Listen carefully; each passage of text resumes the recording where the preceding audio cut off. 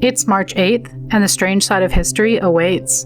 Today, we have a jet that disappeared into an empty sky, a teenage survivor walking away from the frontier, and a blast that erased a monument at night. Let's begin. On March 8, 2014, a routine overnight flight lifted into the dark sky. Malaysia Airlines Flight 370 was heading for Beijing with 239 people aboard. Families slept, crew members carried out their duties, everything appeared normal.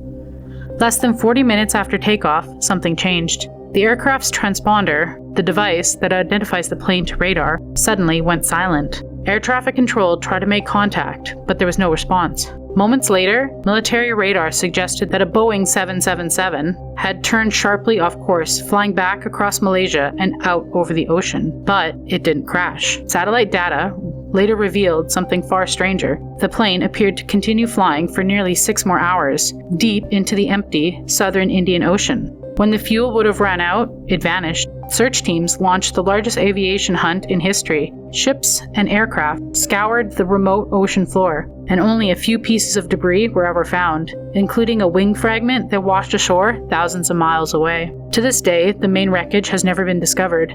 No distress calls, no confirmed explanations, only theories of hijacking, sabotage, or something that happened inside the cockpit.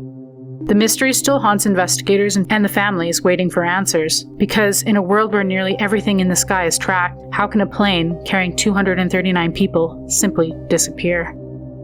On March 8, 1857, a quiet winter morning settled over the frozen lakes of northwestern Iowa. Small frontier cabins stood scattered along the shoreline near Spirit Lake, where settlers were trying to build a new life on the edge of the American frontier. Inside those cabins lived 13-year-old Abby Gardner. That morning, the silence was shattered. A band, led by Ink Tuda, arrived without warning. Within minutes, violence swept through the isolated settlements, and the cabins were attacked one by one. More than 30 settlers were killed. Abby watched in horror as members of her own family were murdered inside their home. But instead of killing her, the attackers took her captive. For the next 83 days, Abby was forced to travel across harsh winter landscapes with the group, moving through deep snow, hunger, and constant fear. She was one of the only few women taken alive. Every day, she had no way of knowing if she would survive the next. Eventually, after months of captivity, territorial officers negotiated her release. Abby returned to the settlements, one of the few survivors of what had become known as the Spirit Lake Massacre. Years later, she wrote a memoir describing the terrifying ordeal, and even purchased the very cabin where the attack happened, turning it into a historical site that still stands today. Abby didn't just survive. She spent the rest of her life making sure that her story was never forgotten.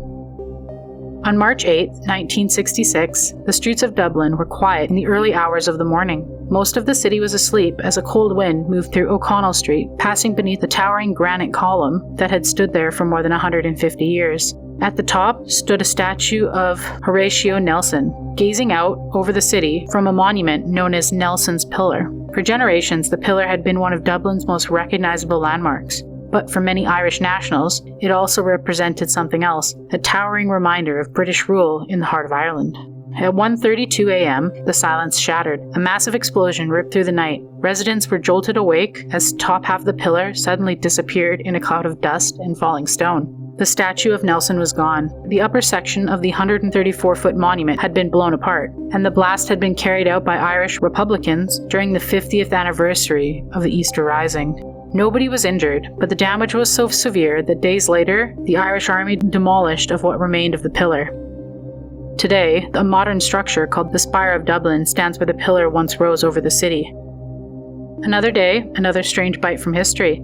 Like, comment, and subscribe. Your next eerie dose is just a day away.